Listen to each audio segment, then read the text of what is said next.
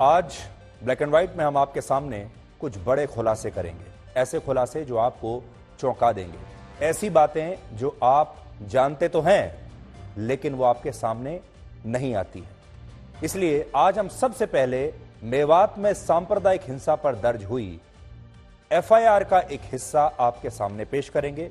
FIR की एक copy मैं आज अपने साथ लेकर आया हूं और ये कॉपी मेरे सामने है और आज मैं इस कॉपी में इस एफआईआर के कुछ अंश आपके सामने पढ़ूंगा। इस एफआईआर में दो बहुत बड़े खुलासे किए गए हैं जो पूरे देश को पता होने चाहिए। पहला खुलासा ये कि 800 से 900 हमलावरों ने पाकिस्तान जिंदाबाद के नारे लगाते हुए नूह के नलहड़ शिव मंदिर पर धावा बोल दिया था। दूसरा बड़ा खुलासा इसमें यह किया गया है कि इस मंदिर तक पहुंचने वाली हिंदुओं की शोभा यात्रा पर हमला करने की योजना पहले से ही बना ली गई थी, यानी यह पूर्व नियोजित थी। आज आप सबके लिए इस एफआईआर की कॉपी लाया हूं अपने साथ, जिसमें साफ साफ लिखा है कि 31 जुलाई को जब एक विशेष धर्म के लोगों ने नूह के नलहड़ शिव मंदिर का घेराव करके कई गाड़ियों को आग लगा दी, तब इस हिंसक भीड़ में शामिल लोग धार्मिक नारे, इस्लाम से जुड़े हुए धार्मिक नारे और पाकिस्तान जिंदाबाद के नारे लगा रहे थे। अब मैं आपको इस एफआईआर की कॉपी दिखाता हूं। आपकी स्क्रीन पर यह एफआईआर की कॉपी है, आप चाहें तो खुद भी पढ़ सकते हैं। और एफआईआर को एक सरकारी दस्तावेज माना जाता है जिस पर आप विश्वास कर सकते हैं। यह एफआईआर हरियाणा पुलिस ने दर्ज की है और हरियाणा में बीजेपी की सरकार है, यह बात आपको पहले से पता होनी चाहिए। और अब देखिए कि इस एफआईआर में क्या लिखा है, मैं पढ़कर बताता हूं। हो सकता है लोगों को यह बात बुरी लगे, लेकिन जो एफआईआर में लिखा है मैं वही पढ़ रहा हूं। विशेष समुदाय के व्यक्तियों ने अल्लाहू अकबर और पाकिस्तान जिंदाबाद के नारे लगाते हुए मंदिर की तरफ बढ़ने लगे। मंदिर पर मौजूद जलाभिषेक करने आए भक्त जनों की सुरक्षा को मद्देनजर रखते हुए मैंने अपनी सरकारी पिस्टल से 3 हवाई फायर किए और इतने में ही उपद्रवियों ने पेट्रोल से भरी बोतलों से यात्रियों की नलहड़ मंदिर को जाने वाली रोड पर खड़े वाहनों में तोड़फोड़ करनी शुरू कर दी तथा खड़े वाहनों में पेट्रोल की बोतलों से गाड़ियों पर पेट्रोल छिड़क कर आग लगा दी। और ये सभी व्यक्ति अल्लाहू अकबर करते करते पाकिस्तान जिंदाबाद के नारे लगा रहे थे।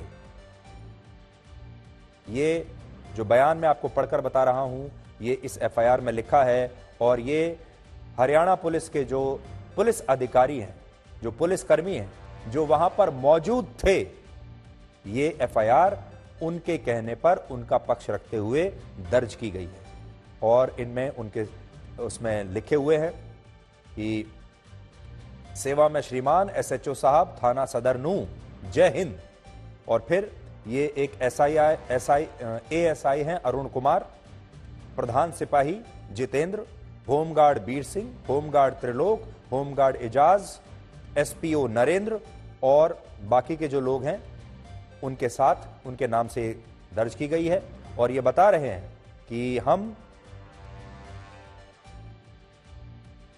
धार्मिक जलाभिषेक यात्रा ड्यूटी नलहड़ मंदिर पर मैं मौजूद था और उसी समय एक विशेष धर्म के करीब 800 से 900 नाम पता नामालूम गांव नलहड़ और उसके आसपास के गांवों के आदमी खेतों की तरफ और पहाड़ों से, जिनके हाथों में लाठी, डंडे, गीड़, पत्थर और अवैध असला लहराते हुए और अल्लाहू अकबर करते करते योजनाबद्ध तरीके से, यहां ध्यान देना होगा आपको, योजनाबद्ध तरीके से नलहड़ शिव मंदिर में चल रही मेवात धार्मिक जलाभिषेक यात्रा में जलाभिषेक में बाधा डालने के लिए मंदिर की तरफ बढ़ने लगे। मैंने साथी कर्मचारियों की इमदाद से इन लोगों को बार बार समझाने और रोकने का प्रयत्न किया, परंतु ये लोग अल्लाहू अकबर करते करते अपने अवैध हथियारों से पुलिस पार्टी और जलाभिषेक करने वाले यात्रियों पर जान से मारने की नीयत से गीड़, पत्थर और अवैध हथियारों से फायर करना शुरू कर दिए, जिससे होमगार्ड बीर सिंह, होमगार्ड त्रिलोक को चोटें लगी तथा मन एसआई ने उग्र भीड़ को पुनः समझाने व रोकने की कोशिश की। यह एफआईआर में लिखा हुआ है और जो एफआईआर में लिखा है मैंने आपको वही पढ़कर सुनाया है, अपने मन से कुछ नहीं। इस एफआईआर के मुताबिक 31 जुलाई को नूह के जिस नलहड़ शिव मंदिर तक हिंदू संगठनों द्वारा जलाभिषेक यात्रा निकालने की मंजूरी दी गई थी, उस मंदिर को 800 से 900 लोगों की हिंसक भीड़ ने चारों तरफ से घेर लिया था, जिसके बाद पुलिस की तरफ से इस भीड़ में शामिल लोगों को समझाने की बहुत कोशिश की गई, रोकने की कोशिश की गई, लेकिन इसके बावजूद इन लोगों ने पेट्रोल डालकर मंदिर के बाहर खड़ी गाड़ियों को आग लगा दी और इसके बाद ये लोग पाकिस्तान जिंदाबाद के नारे लगाते हुए मंदिर के बहुत ही नजदीक पहुंच गए। ये उसी वक्त की तस्वीरें हैं। कुछ लोगों ने अपनी जान खतरे में डालकर अपने मोबाइल फोन से कुछ तस्वीरें, कुछ वीडियोस बनाए हैं जो बहुत स्पष्ट तो नहीं है, लेकिन इससे आपको पता चल जाएगा कि उस दिन मंदिर में क्या हो रहा था। इसी एफआईआर में यह भी लिखा है कि सैकड़ों लोगों की हिंसक भीड़ ने शोभा यात्रा में शामिल होने आए यात्रियों पर अवैध हथियारों और ईंट पत्थरों से जानलेवा हमला किया और इस दौरान ये पूरी भीड़ लगातार पाकिस्तान जिंदाबाद के नारे लगा रही। एफआईआर में हिंसा के वक्त की जिस घटना का जिक्र किया गया है उसका एक वीडियो भी आज हमें मिला है, जिसमें आप देख पाएंगे कि कैसे 800 से 900 लोगों की भीड़ ने मंदिर को चारों तरफ से घेर लिया था और इसके बाद वहां कई गाड़ियों को आग लगा दी गई और इसी स्थान पर मंदिर के बाहर पाकिस्तान जिंदाबाद के नारे लगाए गए और वहां कई राउंड फायरिंग भी हुई। ये वीडियो भी आप देख सकते हैं। 2011 की जनगणना के मुताबिक भारत के जिन 15 जिलों में मुसलमानों की आबादी 75% से ज्यादा है, उसमें जम्मू कश्मीर और लद्दाख को छोड़कर पूरे उत्तर और दक्षिण भारत से सिर्फ एक जिला ही इस सूची में शामिल है और वो है हरियाणा का नूह यानी मेवात जिला, जिसकी आज हम बात कर रहे हैं। ये आप देख लीजिए, 75% से ज्यादा मुस्लिम आबादी जिन जिलों में है, ये भारत के वो टॉप जिले जो हैं वो आपकी स्क्रीन पर हैं और यहां लाल रंग से ये नूह मेवात हरियाणा का जिला है, जहां पर लगभग आप देखिए 80% आबादी मेयों की है। 2011 में नूह में मुसलमानों की आबादी 79.2% थी और हिंदुओं की आबादी 20.4% थी, लेकिन कई रिपोर्ट्स का अनुमान है कि 12 वर्ष के बाद अब नूह के इस जिले में, इस इलाके में हिंदुओं की आबादी 18% से भी कम हो चुकी है और मुसलमानों की आबादी 82% के आसपास इस समय यहां नूह में है। इससे भी ज्यादा हैरानी की बात यह है कि जिस नूह में मुस्लिम आबादी बहुसंख्यक है, वहां कभी सांप्रदायिक दंगे होते ही नहीं है। देखिए, हैरानी की बात यह है, ये जो नूह मेवात का इलाका है जिसके बारे में आपको बता रहा हूं, इसे बहुत ही बैकवर्ड इलाका माना जाता है। आर्थिक रूप से भी यह इलाका बहुत ही पिछड़ा हुआ इलाका है। यहां पर 80% मेव हैं यानी मुसलमान हैं, 20% के आसपास या 18% के 82 और 18 का रेशो है, 18% हिंदू हैं, यानी यहां पर जो हिंदू समुदाय है वो अल्पसंख्यक है। लेकिन फिर भी यहां पर सांप्रदायिक दंगे नहीं होते और पिछले 5 साल में यहां कोई सांप्रदायिक दंगा नहीं हुआ। क्यों? यह एक ऐसी बात है जिसके बारे में अभी बहुत सारे लोगों ने शायद गौर नहीं किया होगा।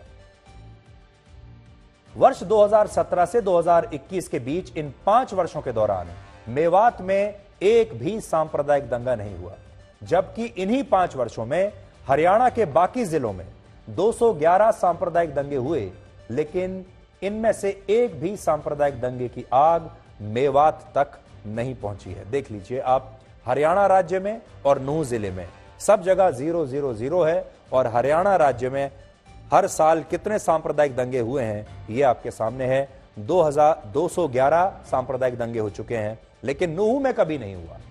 तो आज बड़ा सवाल यह है कि जब हरियाणा के बाकी जिलों में 211 सांप्रदायिक दंगे हुए, तो मेवात अपनी धार्मिक आबादी की वजह से संवेदनशील होते हुए भी इतना शांत कैसे रहा?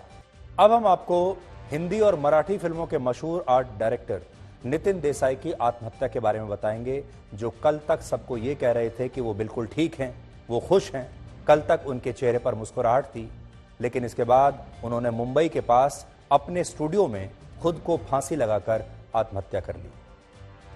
पुलिस का कहना है कि 57 वर्ष के नितिन देसाई कल रात 10 बजे अपने स्टूडियो में स्थित अपने कमरे में सोने गए थे, लेकिन इसके बाद उन्होंने सुबह करीब 4:30 बजे आत्महत्या कर ली। मैं पिछले हफ्ते ही नितिन देसाई से मिला था और उस समय वो बिल्कुल सामान्य लग रहे थे। वो दिल्ली आए थे पिछले हफ्ते, बल्कि आज से सिर्फ 6 दिन पहले। मैं नितिन देसाई को बहुत पहले से जानता हूं। बहुत पहले से मेरी उनके साथ जान पहचान है, दोस्ती है। और जब मैं उनसे मिला, हमेशा की तरह जब दो लोग मिलते हैं तो क्या पूछते हैं, क्या हाल है आपके, बहुत दिन से मुलाकात नहीं हुई। उन्होंने कहा मैं बिल्कुल ठीक हूं, आप कैसे हैं, मैं भी ठीक हूं। फिर उन्होंने शिकायत की, जैसे आप भी अपने दोस्तों से करते हैं कि आप कभी फोन नहीं करते, कभी आप आते नहीं हैं। तो मैंने उनसे कहा कि मैं जब अगली बार मुंबई आऊंगा तो जरूर आपसे मिलूंगा। हालचाल जब मैंने उनसे पूछा तो उन्होंने कहा मैं बिल्कुल ठीक हूं। और असल में उनका शरीर बिल्कुल सामान्य लग रहा था, चेहरे पर मुस्कुराहट थी, लेकिन उनके दिल में बहुत गहरा घाव था जो रिस रहा था, लेकिन वो घाव किसी को दिखाई नहीं दिया। आगे बढ़ने से पहले अगर मैं आपसे एक सवाल पूछूं, अगर मैं अपने हाथ पर यहां एक पट्टी बांधकर आऊं या अपने सिर पर पट्टी बांधकर आऊं, तो आप तुरंत समझ जाएंगे कि मैं घायल हूं, मुझे चोट लगी है। लेकिन अगर शरीर ठीक है और दिल में चोट लगी है, दिल से खून बह रहा है, तो आपको कैसे पता चलेगा? असल में बाहर से खुश दिखने वाले नितिन देसाई मानसिक रूप से बहुत परेशान थे, और इस डिप्रेशन की सबसे बड़ी वजह था वो कर्ज जो उन्होंने मुंबई के पास करजत में अपना खुद का स्टूडियो बनाने के लिए लिया था। और इस स्टूडियो का नाम था एनडी स्टूडियो। यह उनके जीवन का सबसे बड़ा प्रोजेक्ट था। 250 करोड़ रुपए का कर्ज लेकर बनाए गए इस फिल्म स्टूडियो से नितिन देसाई को बहुत उम्मीदें थी, और उन्होंने अपनी सारी जमा पूंजी, जितना भी पैसा उन्होंने जमा किया था, इस स्टूडियो में लगा दिया। लेकिन जब वो ये कर्ज समय पर चुका नहीं पाए और कर्ज देने वाली कंपनी ने उनके खिलाफ कानूनी कार्रवाई के लिए कदम उठाया, तो नितिन देसाई ये सदमा शायद बर्दाश्त नहीं कर पाए, और इस कर्ज के कारण डिप्रेशन में उन्होंने अपनी जान ले ली। नितिन देसाई का सबसे बड़ा डर यह था कि वो कर्ज की वजह से स्टूडियो को खोना नहीं चाहते थे। लेकिन जब सारी स्थितियां उनके खिलाफ हो गई तो उन्होंने अपना ये स्टूडियो खत्म होने से पहले खुद को खत्म कर लिया। और कोई समझ ही नहीं पाया कि नितिन देसाई जैसे प्रतिभाशाली कलाकार जो सबको खुश दिख रहे थे, वो अपने मन और मस्तिष्क से इतने विचलित कैसे थे। असल में दुनिया में ऐसी कोई एक्सरे, सीटी स्कैन या अल्ट्रासाउंड मशीन नहीं है जो टूटे हुए दिल का पता लगा ले। आपके शरीर में चोट लगती है तो आप दवाई खा लेते हैं, पट्टी बांध लेते हैं, मरहम लगा लेते हैं, लेकिन जब दिल पर चोट लगती है तो उसकी मरहम पट्टी की कोई व्यवस्था नहीं है, और कई बार ये दिल पर लगी चोट इंसान की जान ले लेती है। सबसे बड़ी बात यह है कि इस चोट के बारे में किसी को पता नहीं चलता, क्योंकि ये चोट दिखती नहीं है, और जिसे ये चोट लगी होती है वो इंसान भी सबको यही कहता रहता है कि मैं बिल्कुल ठीक हूं। लेकिन इस डिप्रेशन और मेंटल हेल्थ को लोग गंभीरता से नहीं लेते, और इसीलिए आज ये खबर हम आपको दिखा रहे हैं। भारत में 2,40,000 करोड़ रुपए का कर्ज ऐसा है जो लोग चुका नहीं पाए और दिवालिया घोषित हो गए। लेकिन दिवालिया होने का यह डर नितिन देसाई के लिए मृत्यु में बदल गया। हमारे देश के जो बड़े बड़े व्यापारी हैं, हमारे देश के जो बड़े बड़े बिजनेसमैन हैं, उन्होंने हजारों करोड़ रुपए का कर्ज लिया और फिर चुकाया नहीं, और उसके बाद अपने आप को दिवालिया घोषित कर दिया। और ये इनमें से बहुत सारे लोग तो आज भी प्राइवेट जेट्स में घूमते हैं, बड़ी बड़ी विदेशी गाड़ियों में घूमते हैं, बड़े बड़े बंगलों में रहते हैं, बावजूद इसके कि अदालतों में कह चुके हैं कि मैं दिवालिया हो चुका हूं, उन्हें कोई फर्क नहीं पड़ता। लेकिन जब एक मिडिल क्लास व्यक्ति कर्ज ले लेता है तो कर्ज उसके जीवन पे एक बहुत बड़े बोझ की तरह बन जाता है। और नितिन देसाई एक ऐसे ही व्यक्ति थे जिनके लिए कर्ज एक बहुत बड़ा बोझ था, और वो कर्ज के बोझ के नीचे ही आखिरी सांस लेते हुए इस दुनिया से निकल गए। बहुत बहुत दुख हुआ। एक टैलेंटेड, बहुत ही टैलेंटेड आर्ट डायरेक्टर जिनका कंट्रीब्यूशन बहुत ही सिनेमा में रहा है इतने सालों से। मुझे प्रिविलेज मिला उनके साथ काम करने के लिए। ट्रैफिक सिग्नल, फैशन, हिंदू सरकार और जेल जैसी बहुत ही रिमार्केबल फिल्म उनके साथ मैंने की। और एक अच्छे व्यक्ति, बहुत ही, मैंने जैसे कहा, टैलेंटेड। यकीन नहीं हो रहा वो हमारे बीच में नहीं रहे, क्योंकि जिस तरह से उन्होंने पिक्चरें की है, बड़ी बड़ी पिक्चरें, छोटी छोटी पिक्चरें, सीरीज बोलो, सीरियल बोलो, बहुत ही कमाल का उनका कंट्रीब्यूशन रहा है। तो आप सोचिए, अगर आप अपनी स्क्रीन पर देखेंगे तो उन्होंने 128 फिल्में की हैं, और नितिन देसाई एक बहुत बड़े आर्ट डायरेक्टर थे। और जैसा कि कोई भी सही प्रोफेशनल, अच्छा प्रोफेशनल, उसका हमेशा एक सपना होता है कि वो अपना काम करे। नितिन देसाई का एक सपना था कि वो मुंबई का फिल्म इंडस्ट्री का सबसे अच्छा स्टूडियो तैयार करें, और वो स्टूडियो उनका होगा। उन्होंने लोन लिया, अपनी सारी जमा पूंजी लगा दी, और फिर इस स्टूडियो को तैयार किया, और बाद में वो इस लोन को चुका नहीं पाए। इसलिए आज हम आपसे ये कहने के लिए आए हैं कि जो नितिन ने किया वो आपको नहीं करना चाहिए। काश उस दिन ये कदम उठाने से पहले नितिन ने अपने दोस्तों से एक बार बात कर ली होती, काश अपने परिवार से एक बार बात कर ली होती, और मैं आपको यकीन दिला सकता हूं कि अगर उन्होंने ये बात की होती तो उनके दोस्त और उनके परिवार के लोग उन्हें जरूर इस मुसीबत से बाहर निकाल लेते और उन्हें यह कदम नहीं उठाना पड़ता। भारत में 6 करोड़ से ज्यादा लोग डिप्रेशन का शिकार हैं और भारत में इस डिप्रेशन की वजह से हत्याओं से ज्यादा आत्महत्याएं होती हैं। पिछले 10 वर्षों में 13,87,000 लोग डिप्रेशन की वजह से आत्महत्या कर चुके हैं। अकेले 2021 में 1,64,000 लोगों ने आत्महत्या की थी। यानी ये डिप्रेशन और मेंटल हेल्थ हर दिन 450 लोगों की जान ले रहा है और इनमें से 60% आत्महत्याएं रिश्तों की वजह से होती हैं या फिर कर्ज की वजह से होती है। इसलिए आज आपसे ये कहना चाहते हैं कि अगर आपके अपने जो आपके दोस्त हैं, आपके परिवार के लोग हैं, आपके आसपास के लोग हैं, उनका ध्यान रखिए, उन्हें अकेला मत छोड़िए। और अगर कोई आपसे कहता भी है कि मैं बिल्कुल ठीक हूं और मुस्कुराते हुए आपके सामने से गुजर जाता है, तो इसका मतलब यह नहीं है कि वो बिल्कुल ठीक है। शरीर ठीक हो सकता है, लेकिन हो सकता है कि मन पर बहुत चोट लगी हो। और हमारे समाज को और आप सबको उसी मन पर लगी चोट को पहचानना सीखना होगा। समस्याओं का अपना कोई साइज नहीं होता, वो सिर्फ हमारी हल करने की क्षमता पर छोटी या बड़ी होती है।